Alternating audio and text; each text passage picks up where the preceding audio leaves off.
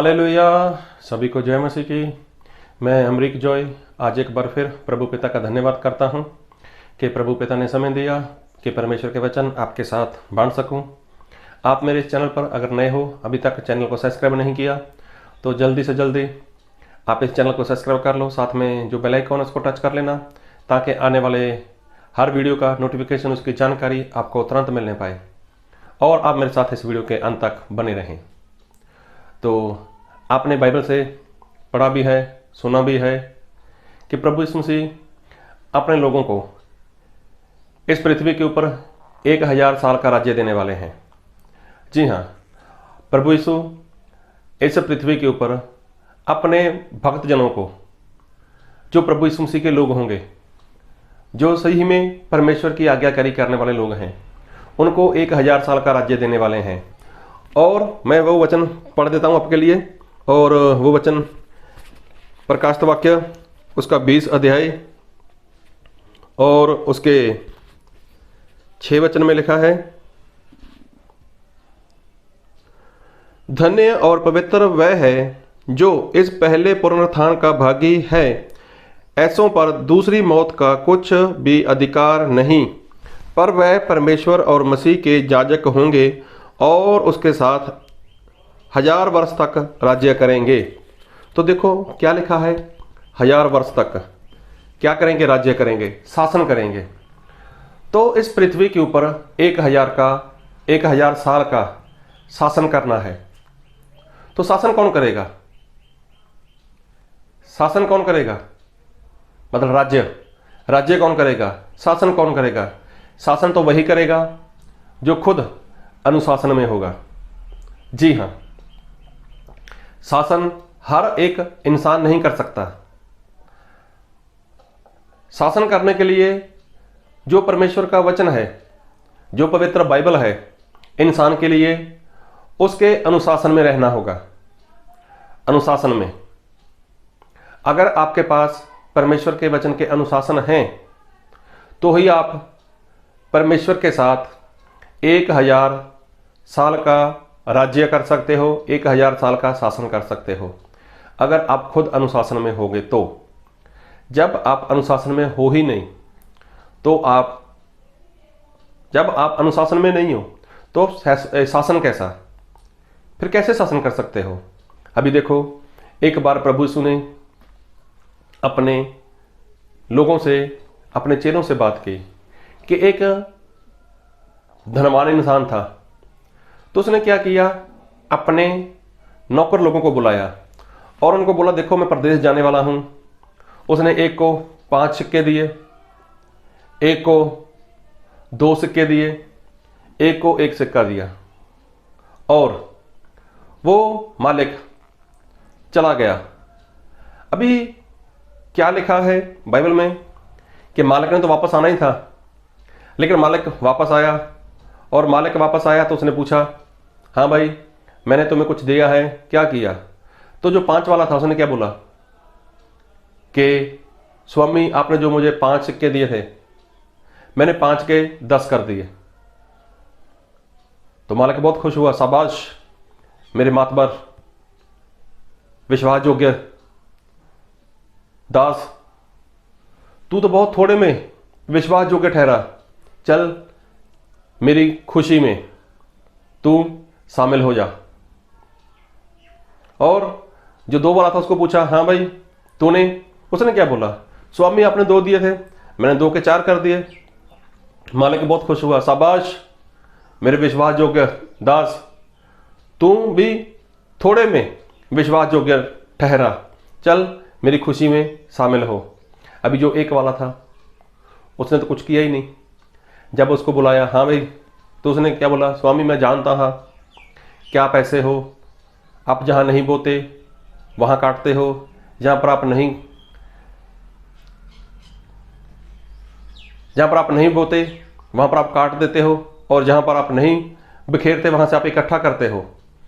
मतलब मैं आपको अच्छे से जानता था, लेकिन आपने जो मुझे सिक्का दिया, वो सिक्का मेरे पास वैसे का वैसे पड़ा है, मैंने उसको ज़मीन में दफन कर दिया। वो निकाल कर लेकर आया, और जो मालिक था उसके ऊपर क्रोध आया। उसने बोला, ओ दुष्ट, हो आलसी, जब तू सब कुछ जानता था तो तुझे चाहिए था कि मेरा काम करता, लेकिन नहीं किया। तो उसने क्या बोला, इससे ये सिक्का लेकर जिसके पास 10 हैं उसको दे दो, लेकिन इसको बांध कर बाहर के अंधेरे में डाल दो और वहां पर रोना और दांत पीसना है। तो देखो, वो 5 सिक्के वाला, 2 सिक्के वाला कहाँ गया? वो स्वामी के साथ गया, मालिक के साथ गया। कहाँ पर? उसकी खुशी में, उसकी खुशी में शामिल हुआ। क्यों? क्योंकि उन लोगों ने क्या किया? उन लोगों ने अनुशासन में रहकर वो काम किया। और मैं बाइबल से एक वचन पढ़ूंगा, लूका रचित सुसमाचार उसका 19 अध्याय और उसका पढ़ूंगा 15 वचन। जब वह राजपद पाकर लौटा तो ऐसा हुआ कि उसने अपने दासों को, जिन्हें रोकड़ दी थी, अपने पास बुलाया ताकि मालूम करे कि उन्होंने लेन देन से क्या क्या कमाया। तब पहले ने आकर कहा, हे स्वामी, तेरी मोहर से 10 और मोहरें कमाई। उसने उससे कहा, धन्य है उत्तम दास, तू बहुत ही थोड़े में विश्वास योग्य निकला, अब 10 नगरों पर अधिकार रख। तो देखो, अभी क्या करता हूं? अधिकार रख मतलब शासन कर। तो शासन कौन कर सकता है? जो अनुशासन में है। तो आज लोगों को ये जो परमेश्वर ने वचन दिया है, लोग मतलब चाहे मैं हूं, चाहे आप हो, चाहे कोई भी बड़ा बड़ा पास्टर हो, कितना बड़ा पास्टर हो, तो सभी को कंट्रोल में रखने के लिए, अनुशासन में रखने के लिए परमेश्वर ने क्या दिया हुआ है? ये वचन दिया है। ये पवित्र बाइबल इंसान को दिया है परमेश्वर ने। किसको? अनुशासन में रखने के लिए। तो जब तक इंसान इस वचन के दायरे में रहेगा, अनुशासन में रहेगा, तो उसको किस तरह से चलना है, किस तरह से जीवन जीना है और कैसे परमेश्वर में आगे बढ़ना है, तो ये सारी बातें उनको कौन सिखाएंगे? वो परमेश्वर का जो वचन है वो सिखाता है। और वचन क्या करता है? इंसान को वो दायरे में रखता है, उसको अनुशासन में रखता है। और जैसे लिखा है लूका उसका 4 अध्याय उसका 16 वचन, और अभी लूका उसका 4 अध्याय उसका 16 वचन। फिर वह नासरत में आया जहां पाला पोसा गया था, और अपनी रीति के अनुसार सब्बत के दिन आराधनालय में जाकर पढ़ने के लिए खड़ा हुआ।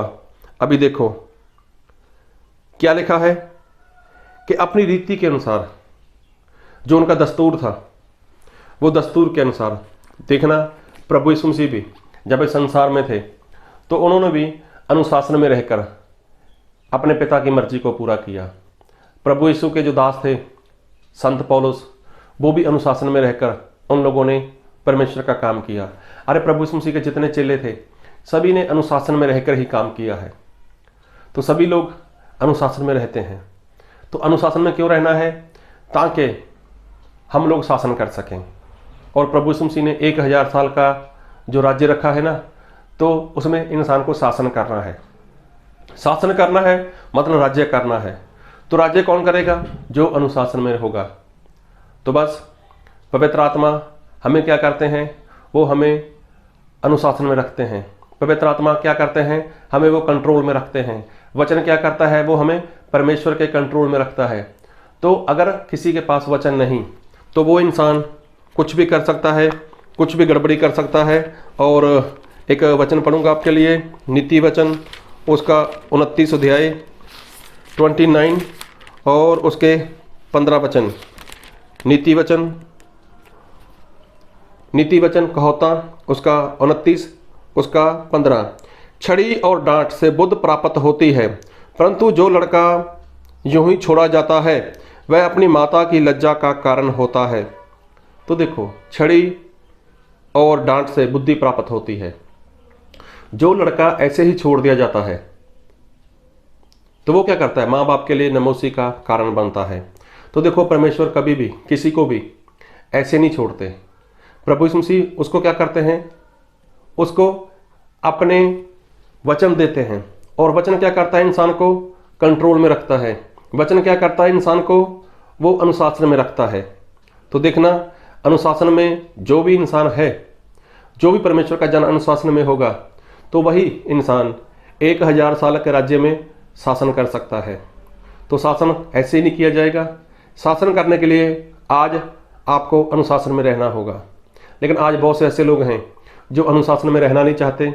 आज बहुत से ऐसे लोग हैं जो अनुशासन में चलना नहीं चाहते और चाहते हैं कि वो परमेश्वर के राज्य में वारिस हो जाएं। वो चाहते हैं कि परमेश्वर के राज्य में वो प्रवेश कर पाएं। वो चाहते हैं कि वो 1000 साल के राज्य में चले जाएं। लेकिन ऐसे कैसे होगा? तो 1000 साल के राज्य में तो शासन वही करेगा ना, राज्य वही करेगा ना जो आज इंसान अनुशासन में होगा। तो बस अनुशासन में रहिए, परमेश्वर में बढ़ते रहिए और जो परमेश्वर का अनुशासन है, जो वचन है, उसी के अनुसार जीवन जियो, ताकि आप 1000 साल के राज्य में शासन कर सको। फिर एक वचन वही पढ़ूंगा, प्रकाशित वाक्य उसका 20 उसका 6 वचन। धन्य और पवित्र वह है जो इस पहले पुनरुत्थान का भागी है। ऐसों पर दूसरी मौत का कुछ भी अधिकार नहीं, पर वह परमेश्वर और मसीह के याजक होंगे और उसके साथ 1000 वर्ष तक राज्य करेंगे। क्या करेंगे? राज्य करेंगे। तो राज्य वही करेगा, शासन वही करेगा जो अनुशासन में है। तो बस आज से आप परमेश्वर के वचन के अनुसार जीवन जीना शुरू करो, उसकी मर्जी के अनुसार चलना शुरू करो। और जो परमेश्वर का अनुशासन है, जो पवित्र बाइबल है, ये आपके लिए भारी नहीं है। आप देखना, आप जिस स्कूल में अपने बच्चों को रखते हो ना, तो वहाँ पर भी बच्चों के लिए कुछ अनुशासन होते हैं। उनका जो स्कूल का टाइम पीरियड होता है, कितने बजे उनकी स्कूल बस आएगी, कितने बजे उनकी स्कूल में प्रेयर शुरू हो जाएगी, कितने बजे पीरियड होगा, कितने बजे उनकी पढ़ाई शुरू हो जाएगी, कितने बजे उनकी रिसेस हो जाएगी, कितने बजे उनको खाना मिलेगा, कितने बजे उनको छुट्टी होगी, कितने बजे उनको होमवर्क, ये सारा कुछ अनुशासन में होता है। तो बिना अनुशासन के आप किसी भी जगह चले जाओ तो वहां पर कुछ नहीं होने वाला। आप किसी भी जगह चले जाओ तो वहां पर अनुशासन है। आप कोई भी गेम खेलो, किसी भी गेम की बात करो, क्रिकेट हो, फुटबॉल हो, हॉकी हो, कबड्डी हो या कुछ भी हो, तो सभी अनुशासन के दौर पे चलता है। हर जगह पर, हर स्कूल में, हर कॉलेज में, हर पुलिस स्टेशन में, हर मिलिट्री में, कहीं पर भी जाओ आपको अनुशासन मिलेगा। तो अनुशासन क्या करता है? इंसान को कंट्रोल में रखता है। लेकिन जो इंसान अनुशासन में नहीं है तो उसको सजा मिलेगी, और सजा मिलती है उसको। इसलिए आपके पास जो वचन है, आपके पास जो बाइबल है, वो हमें अनुशासन में रखता है। अनुशासन में इसलिए रखता है ताकि हम शासन कर सकें। 1 घंटे के लिए नहीं, 1 दिन के लिए नहीं, 1 हफ्ते के लिए नहीं, 1 महीने के लिए नहीं, पूरे 1000 साल के लिए हमें शासन करना है, हमें राज्य करना है। तो बस 1000 साल के राज्य करने के लिए, शासन करने के लिए आपके पास जीवन कितना है? 2 साल, 3 साल, 4 साल? तो बस 2-3 साल का जीवन परमेश्वर की अनुशासन में रहना पसंद करो, उसकी आज्ञाकारी करना शुरू कर दो। बस 2-3 साल की बात तो है, बस करो इतना, करो इतना। फिर 1000 साल का क्या करो? शासन करो, राज्य करो। बस प्रभु आपको ऐसा करने के लिए इस वचन से बहुत की आशीष दे। आमीन।